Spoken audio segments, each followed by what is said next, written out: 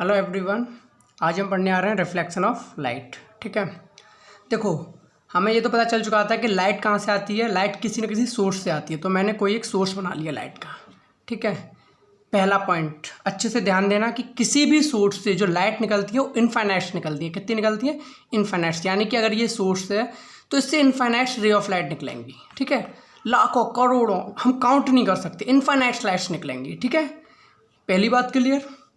मैं यहाँ पे मान के चलता हूँ 2 रे निकलती हैं या 3 रे, ये मैं मान के चल रहा हूँ। ठीक है, ताकि हम इसकी स्टडी कर सकें रिफ्लेक्शन ऑफ लाइट की। ठीक है, तो पहला पॉइंट तो क्लियर है कि किसी भी सोर्स से रे ऑफ लाइट इनफाइनाइट निकलती हैं। देखो मैंने माना कि इस सोर्स से 3 रे ऑफ लाइट निकली। ठीक है, अब जब ये 3 रे ऑफ लाइट निकली तो किसी ऑब्जेक्ट पे जब ये जाके गिरेंगी तो क्या होगा, हमने ये जानने की कोशिश की। तो हमें पता चला कि जब रे ऑफ लाइट किसी सोर्स से आती है और किसी ऑब्जेक्ट पे पड़ती है तो उससे टकराकर जिस तरफ से आई है उधर ही कहीं वापस चली जाती है। कहाँ जाती है वो नहीं पता अभी हमें, बस इतना पता है कि जब लाइट आती है किसी भी सरफेस पे पड़ती है ऑब्जेक्ट के तो वो वापस चली जाती है, और इसी फिनोमिनन को हम कहते हैं रिफ्लेक्शन ऑफ लाइट। क्लियर हुआ? यानी कि लाइट आई किसी ऑब्जेक्ट पे पड़ी, मान लो ये चली गई इधर, ये चली गई इधर, और ये रे ऑफ लाइट आई ये चली गई इधर। तो रे ऑफ लाइट का आना और किसी भी ऑब्जेक्ट के सरफेस से टकराकर जाना, इस फिनोमिनन को ही हम क्या कहते हैं? Reflection of light. क्लियर हो गया कि रिफ्लेक्शन ऑफ लाइट क्या होता है? ठीक है, इसकी डेफिनेशन लिखते हैं, क्या होगी? Bouncing back of light, bouncing back of light, bouncing back of light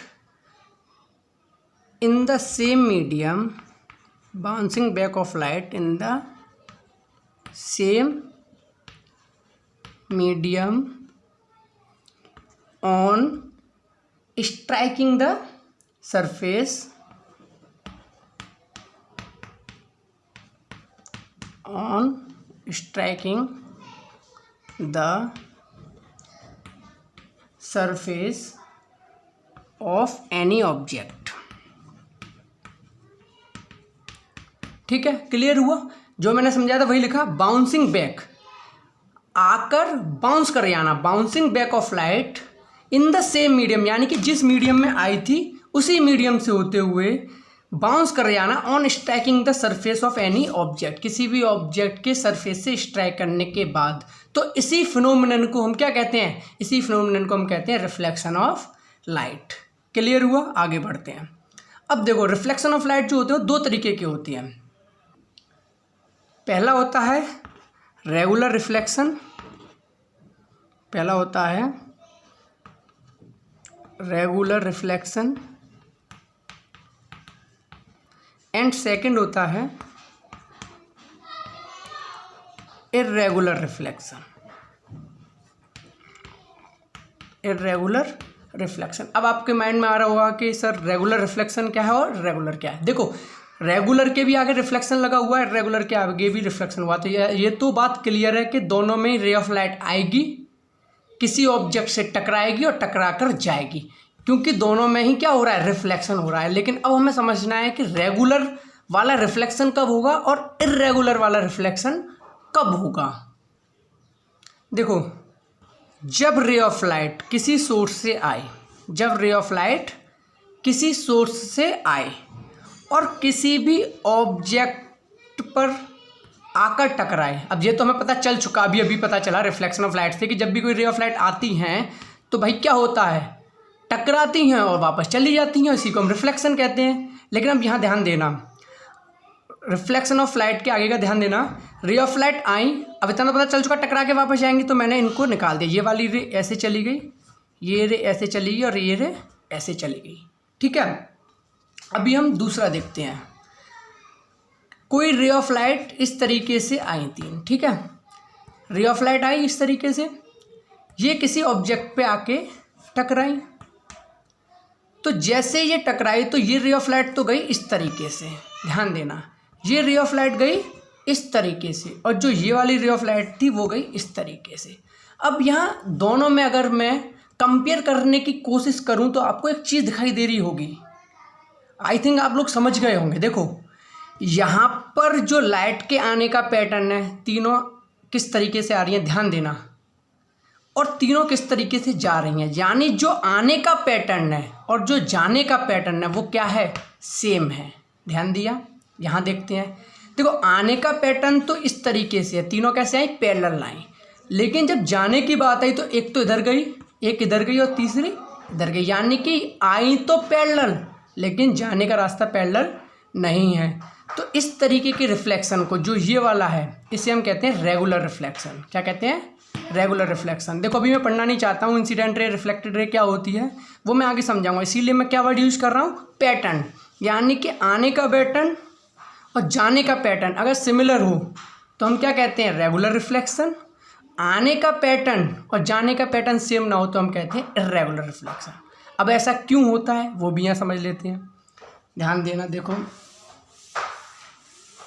अब ऐसा क्यों हुआ, अब आपके मन में आ रहा होगा कि सर ये तो समझ आ गया रेगुलर रिफ्लेक्शन कब कहेंगे, रेगुलर रिफ्लेक्शन कब कहेंगे, लेकिन ऐसा हुआ क्या। देखो जब भी कोई रे ऑफ लाइट आएगी, ठीक है, अगर वो रे ऑफ लाइट किसी स्मूथ सरफेस से आके टकराती है, कैसे सरफेस से, सरफेस कैसा है, स्मूथ, अगर स्मूथ सरफेस से आके टकराती है तो हमेशा आने का रास्ता और जाने का रास्ता सेम होगा, यानी अगर पैरेलल आएंगी तो पैरेलल ही जाएंगी। कब, जब स्मूथ सरफेस से टकराएंगी। तो इस तरीके, तो हम अपनी बात को इस तरीके से भी कह सकते हैं कि जब भी रिफ्लेक्शन ऑफ लाइट किसी स्मूथ सरफेस पे होगी तो रेगुलर रिफ्लेक्शन हमें शो होगा।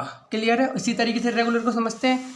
इर्रेगुलर कब होता है, रे ऑफ लाइट आई तो पैरेलल और मान लो किसी इस सरफेस पे आके गिरी, ठीक है, अगर ये सरफेस रफ है हमारा, कैसा है, रफ, रफ मतलब खुरदरा, ठीक है, स्मूथ नहीं है, तो रे ऑफ लाइट जिस पैटर्न में आई हैं उस पैटर्न में न जाके कैसे भी उल्टा सीधा चली जाएंगी, तो इसे हम कहते हैं इर्रेगुलर रिफ्लेक्शन। तो हम अपनी बात को किस तरीके से कह सकते हैं, हम अपनी बात को ऐसे भी कह सकते हैं कि अगर रे ऑफ लाइट रफ सरफेस पर आकर गिरती हैं तो कैसा रिफ्लेक्शन शो करती हैं, तो वो इर्रेगुलर रिफ्लेक्शन शो करती हैं।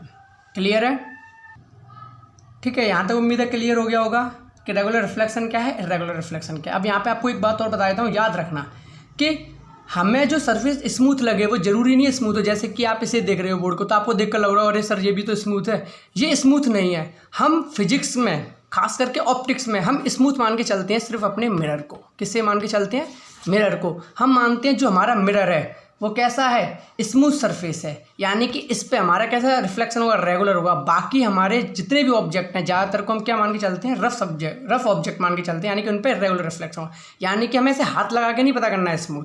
ठीक है, क्लियर है। हम स्मूथ किसे मानेंगे या किस पर रेगुलर रिफ्लेक्शन शो होगा, वो होगा हमारा मिरर पे। क्लियर है, आगे बढ़ते हैं। अब आते हैं हम अपने लॉ ऑफ रिफ्लेक्शन पे। किस पे, लॉ ऑफ रिफ्लेक्शन पे। अब देखो लॉ ऑफ रिफ्लेक्शन हम क्यों पढ़ रहे हैं। देखो हम, मुझे एक बात बताओ, हमारी प्रॉब्लम कहाँ से शुरू हुई थी, कोई एक सोर्स था, क्या था, कोई एक सोर्स था, कोई भी सोर्स से रे ऑफ लाइट आई। क्लियर है, कोई भी सोर्स से रे ऑफ लाइट आई और किसी ऑब्जेक्ट पे पड़ी, तब तक तो हमें ये भी नहीं पता था कि क्या होने वाला है, बस सोर्स से रे ऑफ लाइट निकली, ऑब्जेक्ट पे पड़ी। फिर हमें बताया गया कि देखो भाई, अगर किसी भी सोर्स से लाइट निकलेंगी और सरफेस पर पड़ेंगी तो वो टकराकर वापस जाएंगी। क्या होंगी, टकराकर वापस जाएंगी, इसी को हम कहेंगे रिफ्लेक्शन। यहीं पर एक स्टूडेंट ने पूछा, मान लो कि सर एक बात बताओ कि टकराकर वापस जाने को तो रिफ्लेक्शन कहते हैं, ठीक है हमें समझ आ गया, लेकिन अब यहाँ पे क्वेश्चन ये आता है टकरा के जाएंगी किधर। मान लो ये आई टकरा के, ये तो इधर भी जा सकती है, इसे भी हम रिफ्लेक्शन कह देंगे। ये आई, ये टकराकर ऐसे चली गई, इसे भी रिफ्लेक्शन कह देंगे। ये आई यहाँ चली गई, इसे भी हम रिफ्लेक्शन कह देंगे, क्योंकि तीनों ही केस में टकराकर रे ऑफ लाइट वापस जा रही हैं। और हमने रिफ्लेक्शन में यही पढ़ा था कि लाइट बस टकराकर वापस चली जाए, किधर जाए उसकी बात नहीं की, बस टकराए और टकरा के वापस चली जाए तो हम क्या कहते हैं, रिफ्लेक्शन कहते हैं। तो लॉ ऑफ रिफ्लेक्शन की हेल्प से हमें ये पता चलने वाला है कि रे ऑफ लाइट आने के बाद इतना तो कन्फर्म है टकराएंगी और टकरा के वापस जाएंगे, ये भी पता है, लेकिन टकरा कर वापस जाने का रास्ता क्या होगा, वो रास्ता हमें बताएगा लॉ ऑफ रिफ्लेक्शन। क्लियर हो गया कि हम लॉ ऑफ रिफ्लेक्शन क्यों पढ़ रहे हैं? बिल्कुल क्लियर है। रे ऑफ लाइट आएंगी, टकरा कर जाएंगी, ये तो कन्फर्म है, लेकिन कहाँ जाएंगी और किस रास्ते से जाएंगी वो हमें बताने वाला है लॉ ऑफ रिफ्लेक्शन। देखो, फर्स्ट लॉ ऑफ रिफ्लेक्शन बताने से पहले मैं आपको कुछ टर्म्स बताना चाहता हूँ, ध्यान से समझना। मैंने अभी एक बात की थी आपसे कि हम सिर्फ अपने मिरर को क्या मान के चलते हैं? स्मूथ। क्या मानते हैं? मिरर को स्मूथ।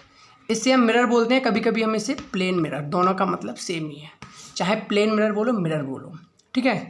पहला चीज़ ध्यान से समझना, प्लेन मिरर को फिजिक्स के अंदर एक स्ट्रेट लाइन बनाते हैं। देखो शो कैसे करते हैं, जगह प्लेन मिरर तो लिखेंगे नहीं, या प्लेन मिरर का की कोई इमेज भी नहीं बनाने वाले, डायग्राम तो नहीं बनाएंगे, हम ड्राइंग बनाने बैठ जाएं यहाँ पे। यहाँ पर क्या होता है, फिजिक्स के अंदर एक लाइन बनाई जाती है और इस तरीके से एरो बना दिए जाते हैं। तो जो ये डिजाइन बनी है आपके सामने, इससे हम कहते हैं ये क्या है? हमारा प्लेन मिरर है। क्या है ये? प्लेन मिरर है। क्लियर है? अब आप कहोगे कि सर ये एरो क्यों बनाए हैं और इस तरफ क्यों नहीं बनाए? तो ध्यान से समझ लो पहले इस बात को। देखो, जो ये एरो बनाए जाते हैं ये शो करता है कि ये बैक पार्ट है। कौन सा पार्ट है मिरर का? बैक पार्ट है। और जिस तरफ कोई एरो नहीं है ये बोला जाता है फ्रंट पार्ट। ये क्या बोला जाता है? Front part. क्लियर हुआ? ये क्या है? जब भी ऐसा बना हुआ दिखाई देगा तुरंत बोल देना देख के, सर प्लेन मिरर है। क्या है? Plane mirror. तो भाई ये एरो क्यों लगे हैं? एरो में बता रहे हैं कि ये मिरर का बैक पार्ट है और जिधर एरो नहीं है वो हमारा फ्रंट पार्ट है। यानी कि अब जो भी रे ऑफ लाइट आएंगी तो वो इस वाले पार्ट से टकराएंगी, ना कि इस वाले पार्ट से। तो जो भी हम स्टडी करेंगे, रे ऑफ लाइट आएंगी और वो किसी ऑब्जेक्ट पे पड़ेगी या मिरर पे पड़ेंगी तो कहाँ पड़ेगी? फ्रंट पार्ट पे पड़ेगी। तो फ्रंट पार्ट को शो कैसे करते हैं? वहाँ कोई एरो नहीं होता। बैक पार्ट को शो कैसे करते हैं? पीछे हम एरो लगा देते हैं। मिरर को बनाने का तरीका क्या? एक स्ट्रेट लाइन खींचो, इस तरीके से एरो बना दो, इसी को हम कहते हैं प्लेन मिरर। जब भी हमें प्लेन मिरर बनाना होगा हम इस तरीके की एक डिजाइन बना देंगे। क्लियर हो गया? नेक्स्ट देखते हैं। अब देखो, ये एक प्लेन मिरर है। अब ये भी तो बताया है मैंने प्लेन मिरर कैसा होता है। ये क्या है? एक प्लेन मिरर है, ठीक है। यहाँ पर कोई सोर्स ऑफ लाइट है। क्या है? कोई सोर्स ऑफ लाइट है। क्लियर है? सोर्स ऑफ लाइट है तो सीधी सी बात है लाइट निकलेगी। अब लाइट निकली तो किसी ऑब्जेक्ट पे पड़ेगी, इतना भी कंफर्म है। ध्यान देना अब यहाँ पे, जो लाइट किसी सोर्स से निकलती है और निकलने के बाद किसी ऑब्जेक्ट या मिरर पे पड़ती है, यहाँ से यहाँ तक की जो ये लाइट की रे है, इस रे ऑफ लाइट को हम बोलते हैं इंसिडेंट। क्या बोलते हैं? Incident ray. क्या बोलते हैं? Incident ray. क्लियर है? इंसिडेंट है किसे? सोर्स से ऑब्जेक्ट तक आने वाली रे ऑफ लाइट को। अब सोर्स से ऑब्जेक्ट तक रे ऑफ लाइट आ गई और जिस पॉइंट पर टकराई, जिस पॉइंट पर टकराई और पॉइंट पर टकराने के बाद मान लो कहीं भी गई, मैंने माना इस तरफ गई, तो जब रे ऑफ लाइट टकराई नहीं थी उससे पहले तक उसका नाम था इंसिडेंट रे। और टकराने के बाद जैसे ही रे ऑफ लाइट वापस होती है और रिफ्लेक्शन फिनोमिनन होता है, तो इस वाली रे ऑफ लाइट को जो कि टकराने के बाद वापस लौट गई, इसे हम बोलते हैं रिफ्लेक्टेड रे। क्या बोलते हैं? Reflected ray. क्लियर हुआ? तो एक हमने देखा रिफ्लेक्टेड रे और एक हमने देखा इंसिडेंट रे। क्लियर है? अब जैसे आपसे बोला जाएगा इंसिडेंट रे, आप तुरंत समझ जाओगे कि रे ऑफ लाइट सोर्स से आ रही है, ऑब्जेक्ट की तरफ जा रही है। जैसे आपको कोई बोलेगा रिफ्लेक्टेड रे, आप तुरंत समझ जाओगे कि रे ऑफ लाइट सोर्स से भी आ चुकी, ऑब्जेक्ट से टकरा भी चुकी, टकराने के बाद जो रे ऑफ लाइट जा रही है उससे हम कह रहे हैं रिफ्लेक्टेड रे। क्लियर है? अब बात करते हैं, जो ये पॉइंट है, जिस पॉइंट पर इंसिडेंट रे किसी भी ऑब्जेक्ट पर टकराई और उसी पॉइंट से रिफ्लेक्ट हुई, तो इस पॉइंट को बोला जाता है पॉइंट ऑफ इंसिडेंस। क्या बोला जाता है? पॉइंट ऑफ, यहाँ मैं लिख देता हूँ, पॉइंट ऑफ इंसिडेंस। क्या बोला जाता है? Point of incidence. क्लियर है? Point of incidence. तो तीन चीज़ आपको समझ आई। क्या क्या समझ में आई? फिर से रिवाइज करा देता हूँ। इंसिडेंट रे, जब भी कोई आपको बोलेगा आप तुरंत समझ जाओगे कि सोर्स से रे ऑफ लाइट आ रही है, ऑब्जेक्ट की तरफ जा रही है।